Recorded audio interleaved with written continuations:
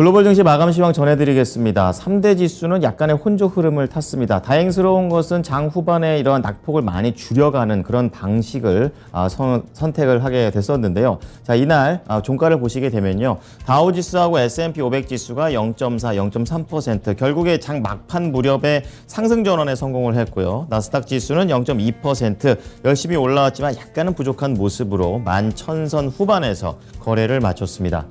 자, 시장의 키워드는 세 가지 정도 볼 수가 있겠습니다. 우선 기본적으로 고용지표 자체를 계속 쳐다봤던 그런 시장이었었고요. 이제 그 가운데 반도체와 관련된 조금은 우려되는 그런 소식이 나왔습니다. 조 바이든 정부가 미국 반도체 기업들에게 앞으로 인공지능 관련된 고급 반도체들을 중국에 판매하지 말아라라고 얘기를 했습니다. 이유로는 이제 군사 목적에 쓰일 수 있다라고 얘기를 하고 있는데요. 가장 직접적인 타격을 받은 게 엔비디아하고 AMD가 되겠습니다. 엔비디아 제품은 중국과 홍콩, 러시아에 수출을 못하고요. 그리고 AMD는 중국에 수출을 할 수가 없게 되는 상황입니다. 외신들은 이렇게 중국이 양사의 제품을 구입하지 못한다면 인공지능은 물론이고 또 이미지나 음성 인식과 관련된 이런 시스템을 구축하는 데 상당히 어려움을 겪을 것이다 라고 전망을 했습니다. 중국도 역시 바로 얘기가 나왔는데요. 외교부 대변인이 정례 브리핑에서 미국 측의 방식은 전형적인 과학기술의 패권주의다라고 비판을 했습니다. 자, 그런 가운데 경제 지표들이 계속해서 비교적 잘 나오고 있습니다. 증시 입장에서는 아이러니하게도 악재가 되고 있는 상황인데요. 우선 주간 신규 실업보험 청구자 수가 전주 대비 5,000명 줄면서 3주 연속으로 실업자가 감소했습니다. 그리고 8월 감원 계획도 2485명이 나오게 되면서 7월보다도 줄어드는 그런 흐름인데요. 지금 고용시장에서 일하려는 사람들이 많이 부족한 가운데 해고된 직원들이 많지 않다라는 얘기를 하고 있습니다. 시장에서는 지금 기다리고 있는 8월 비농업 고용지표에 대해서 이러한 앞선 고용지표들의 흐름을 볼 때 잘 나올 것으로 지금 보고 있고요. 금리 인상의 발판이 될 것이다 라고 지금 점치고 있는 상황이라서 이날 장중에 계속해서 증시의 부담 요인이 됐습니다. 자, 마지막으로 국채 수익률 좀 체크해 보겠습니다. 금리 인상이 계속 예상되는 가운데 단기물 그리고 중장기물 모두 다 상승을 했는데요. 가장 직접적인 영향을 받는 2년물, 단기물이 계속해서 고점을 갱신하고 있는 상황이고요. 10년물과 30년물 역시 6월 이후 최고치를 다시 한번 갱신하는 흐름이었습니다. 이제 그만큼 기술주한테는 계속해서 하락 압력을 가했던 그런 하루였습니다. 자, 이어서 섹터와 업종별 흐름으로 다른 관점에서 시장을 좀 체크해 보겠습니다. 이제 어제 거의 전 섹터 하락하면서 0.7% 평균적으로 밀렸는데요. 이제 간밤에는 그래도 상승으로 돌아선 그런 섹터들이 더 많았습니다. 가장 강했던 것이 이제 헬스케어입니다. 1.6%. 그 밑에 유틸리티가 1.4%. 그러니까 유틸리티가 오른 거는 이제 그만큼 시장을 좀 방어적으로 보고 있다는 얘기고요. 그리고 헬스케어 쪽에서는 화이자가 좀 강세를 띠게 되면서 제약주들이 좋았습니다. 잠시 후 좀 자세히 보겠습니다. 그리고 가장 안 좋았던 건 에너지인데요. 2.3%. 지금 유가가 계속 밀리고 있는 그런 상황을 그대로 반영을 하게 되면서 침체에 대한 우려 그대로 녹아나고 있습니다. 자, 이어서 종목별 흐름으로 체크해 보겠습니다. 이날 시장은 크게 반도체 쪽에서는 비메모리와 메모리가 약간의 혼조 흐름을 보여줬고요. 그리고 상대적으로 기술주들이 금리 인상 압박에도 불구하고 선방을 했고 중간에 있는 백신주들 아주 강했습니다. 마지막으로 최근에 증시가 많이 내려갔을 때 지금 에너지와 소재가 좀 많이 올랐었는데 이제 이 부분이 거의 다 반납되고 있는 또 하루의 흐름이 되겠습니다. 좀 하나씩 좀 체크해 보죠. 반도체부터 보겠는데요. 미국과 중국의 반도체 패권 싸움에 직접적인 영향을 받게 되면서 이날 크게 좀 흔들리는 모습이었습니다. 그나마 장 후반에 약간은 낙폭을 줄였다는 것을 위안 삼을 수가 있겠는데요. 필라델피아 반도체 지수가 1.9% 하락을 했습니다. 또 하락한 거고 이번 주에 계속해서 하락을 하고 있는 상황입니다. 지금 위쪽에 보시게 되면은 비메모리와 메모리가 뒤섞여 있는데요. 비메모리 쪽에서는 마이너스가 크게 납니다. 엔비디아 7.4 그리고 관련 회사인 AMD 2.9% 하락을 했고요. 반대로 메모리 쪽에서는 지금 1.3% 올라가게 되면서 다행스럽게도 미중 패권 전쟁에서는 지금 메모리 쪽은 살아남는 그런 흐름이 되겠습니다. 그리고 메모리든 비메모리든 장비는 반드시 필요하기 때문에 장비는 직접적인 이런 타격을 계속 받고 있는데요. AM, 어플라이어드 머티리얼즈, 램 리서치 전부 다 2%, 1% 하락을 하게 되면서 이날 장비주는 지금 계속 부진한 상황입니다.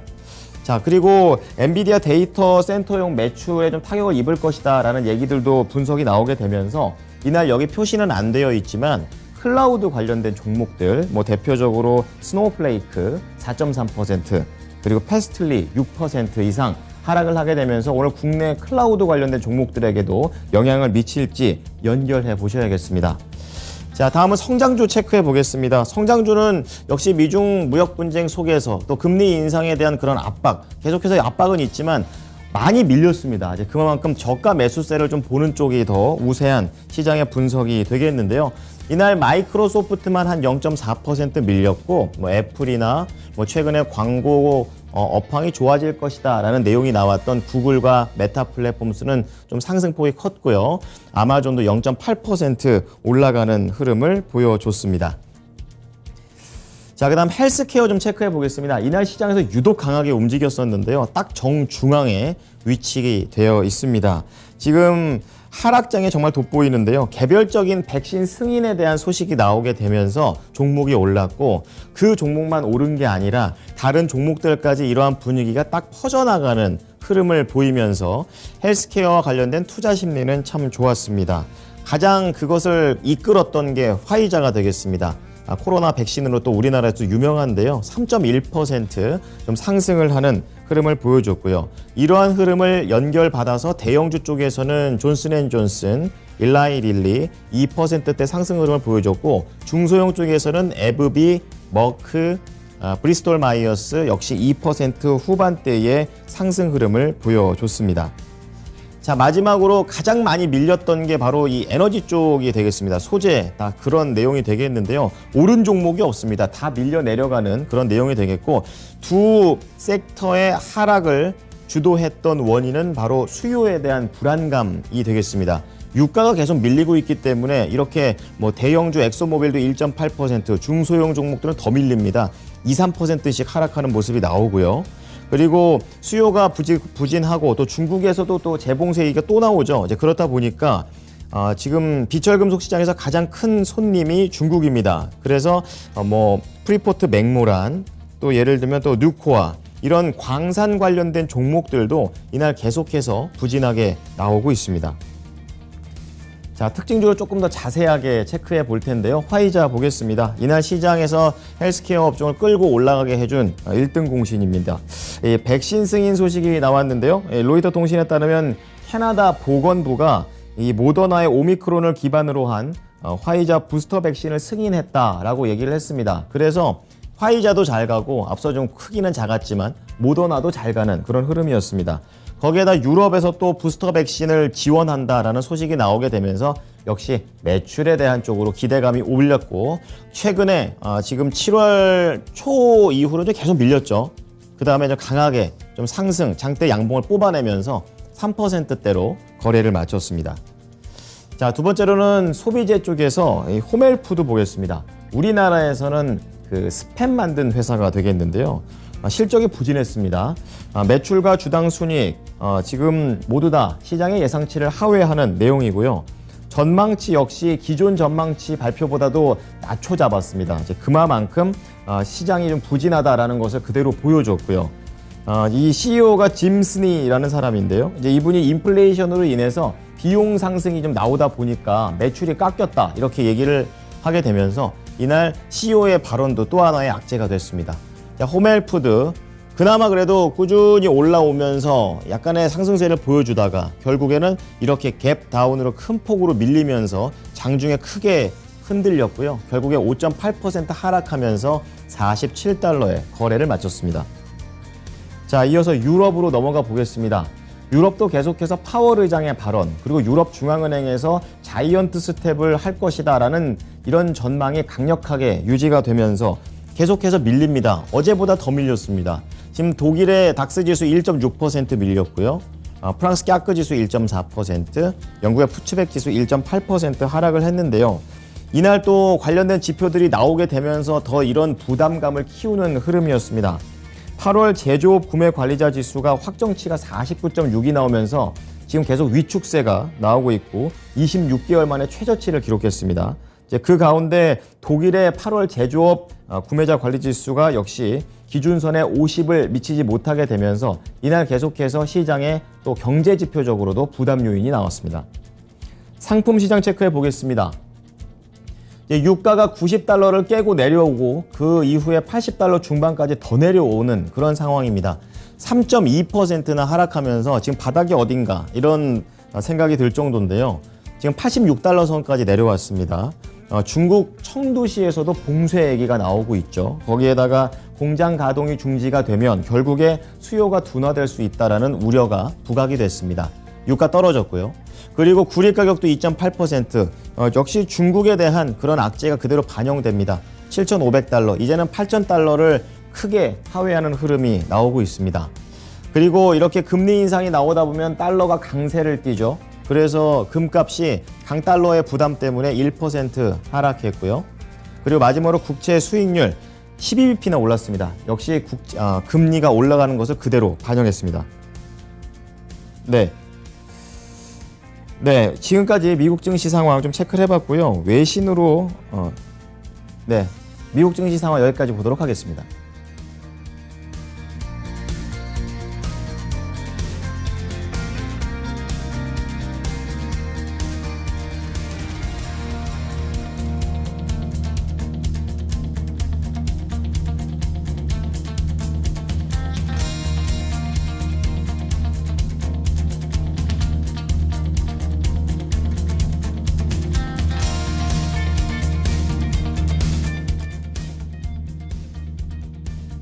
네, 중요한 고용 지표를 앞둔 가운데 미국 증시 어땠는지 조금 더 현지 연결해서 자세하게 알아보겠습니다. SH인베스트먼트 김선영 연구원입니다. 연구원님 안녕하세요. 네, 안녕하십니까. 네, 자 뉴욕 증시 거의 보합권에서 서로 등락하다 거래를 혼조로 마쳤는데요. 세부적인 재료들 말씀해 주시죠. 예, 연방준비제도의 공격적인 금리 인상에 따른 경기 위축 우려가 지속된 데다 미국 정부의 중국에 대한 반도체 수출 규제 뉴스가 투자 심리를 위축시켰던 가운데 오늘 뉴욕 증시는 다우 지수가 0.4%, S&P 500 지수가 0.3% 소폭 상승한 반면 나스닥은 0.26%가 하락하는 혼조세로 거래를 마쳤습니다. 미국 정부가 반도체 업체인 엔비디아와 AMD에게 중국과 러시아에게 첨단 AI 칩을 수출하지 말 것을 지시했다는 뉴스가 관련 업체는 물론 IT 업종 전반에 부정적으로 반영된 하루였는데요.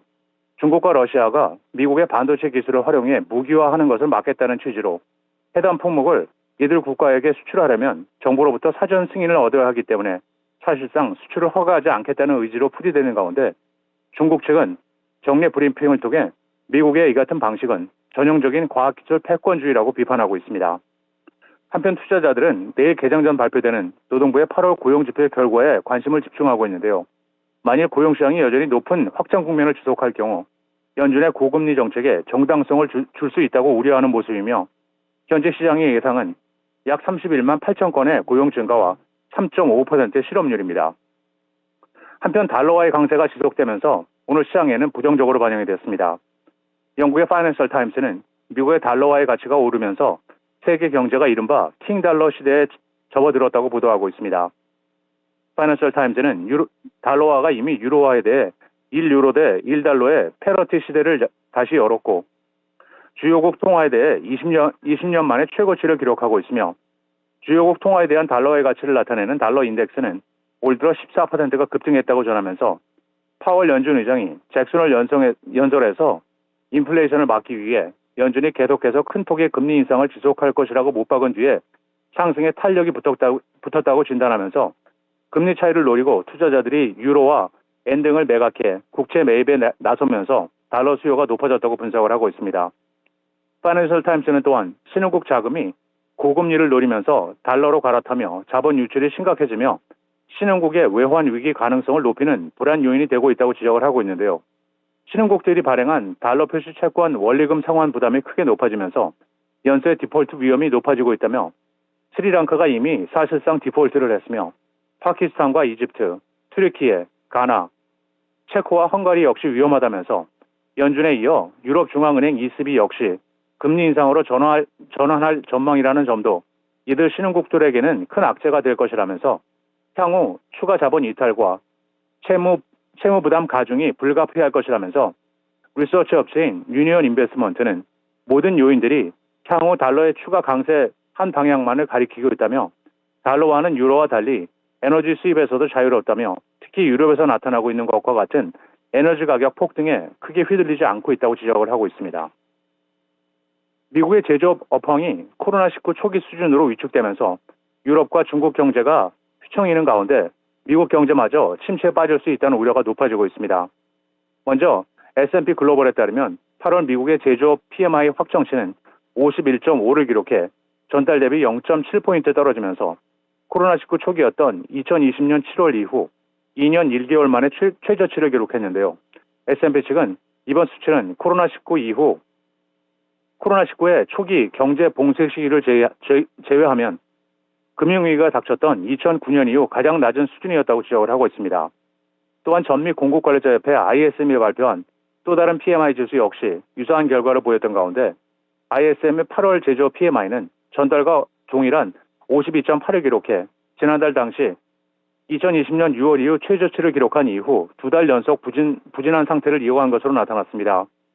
세부 항목을 보면 신규 수주 지수가 전달에 48에서 51.3, 고용지수가 49.9에서 54.2로 상승하면서 소폭의 확장 국면으로 진입했지만 생산지수는 53.5에서 50.4로, 재고지수는 57.3에서 53.1, 가격지수는 60에서 52.5로 하락하면서 전달 대비 일제히 하락했는데요. ISM 측은 비용 부담과 공급망 대란에 제조업계 전반의 힘이 떨어지고 있다는 증거라고 설명하고 있습니다. 자, 이어서 종목 얘기로 넘어가 보겠습니다. 이날 또 반도체 관련된 기업들, 특히 이 바이든 대통령 발언에 큰 영향을 좀 받았는데요. 관련된 내용 좀 더 자세하게 들어보겠습니다. 예, 증권사 번스타인이 AI 반도체 중국 수출 규제를 이유로 투자 의견을 기존의 비중 확대로 유지하지만 목표가를 주당 210에서 180달러로 대폭 하향 조정했다는 뉴스로 오늘 반도체 업체 엔비디아의 주가가 7.7% 급락해 1년 중 최저인 139달러 37센트의 거래를 마쳤습니다. 번스타인은 미국 당국이 중국으로 수출하는 일부 반도체 칩에 대한 규제로 엔비디아 역시 중국 시장의 데이터 센터 부분에서 약 4억 달러의 매출 손실이 예상된다고 지적했는데요. 엔비디아 측은 미국 증권거래위원회 SEC에 제출한 공시를 통해 우리는 미국 정부로부터 중국군이 엔비디아의 그래픽 칩을 악용해 미국의 군사적인 위험을 가할 수 있다는 판단과 이에 대한 리스크를 낮추기 위해 중국으로의 반도체 칩 제품에 대해 새로운 수출 허가 요건을 부과하겠다고 전달받았다고 밝혔습니다. 마지막으로 내일은 연방노동부의 8월 고용지표와 실업률이 발표되며 시장 예상은 전달 대비 52만 8천 건, 전달에 52만 8천 건 대비 감소한 31만 8천 건이며 3.5%의 실업률이고 이어 상무부의 공장 수주가 이어지며 내일 발표될 실적 발표 기업은 없습니다. 네, 지금까지 SH인베스트먼트 김선형 연구원이었습니다. 한 주 동안 고생 많으셨습니다. 예, 감사합니다.